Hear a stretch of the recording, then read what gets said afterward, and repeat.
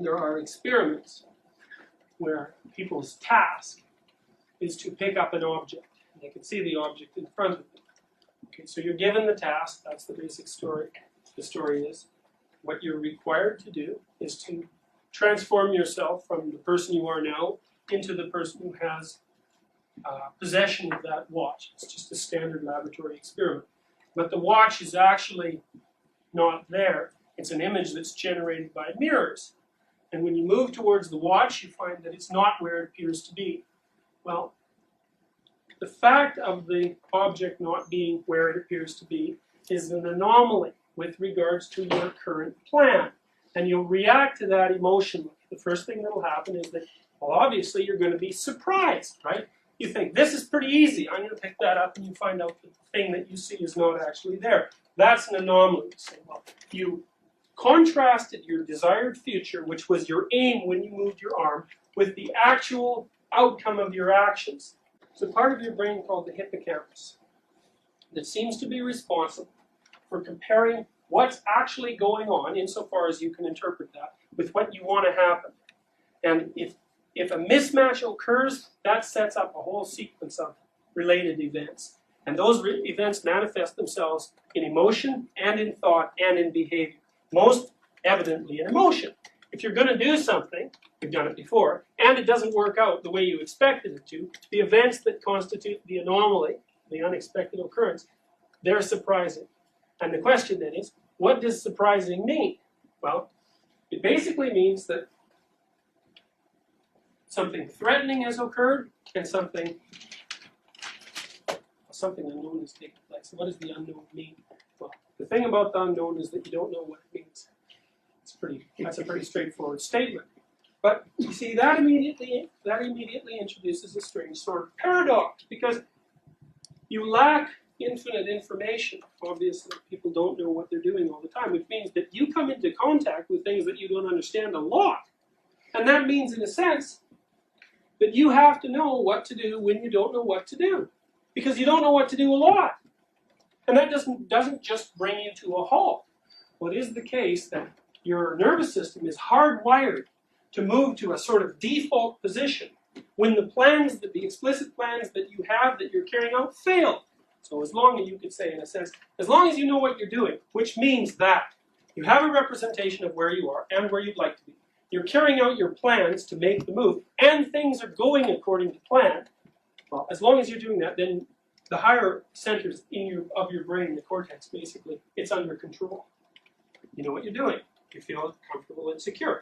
As soon as something unexpected happens, the control shifts, and this is something that's basically beyond your capacity to control, though you can interfere with the process. Control shifts from the cortical centers to the more fundamental areas of the brain, to the limbic system.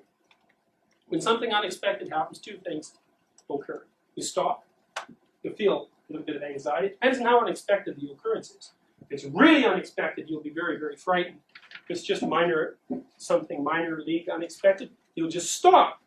Your sensory processing will heighten, you'll gather more information, and you'll explore. And as you explore, you generate information, and the information is supposed to bring you back on course, basically. So you'll say, well,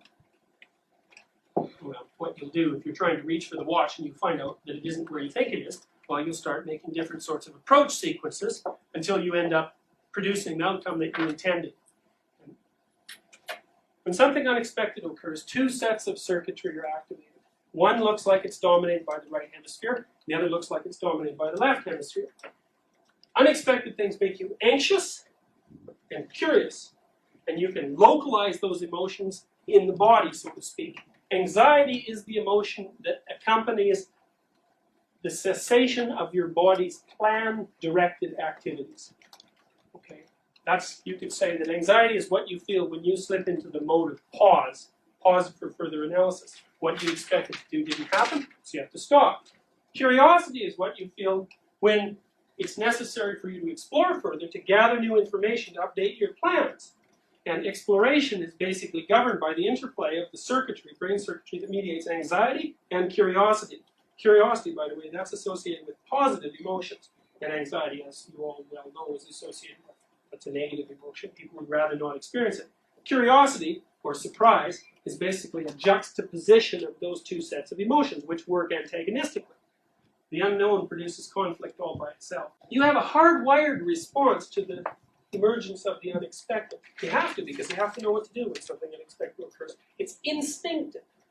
Your instinctive response to the unknown is anxiety plus curiosity, which is to say, cessation of ongoing motor activity plus a drive to move forward and explore. And your exploratory activity is actually the sum total of the activation of the two sets of circuitry that mediate that response. And when you explore, if you explore, if something unexpected happens, you don't have to explore. You can note it and get the hell out of there. It's safe, but you don't gather any new information. It's a good short-term strategy. It's not a good long-term strategy. But anyways, the point is that surprise activates curiosity. That impels you forward. You generate new information. You update your plan, and soon you can get to where you want it to go. And the point is that mismatch between what you expect to happen and what actually happens, that disinhibits anxiety. Yeah.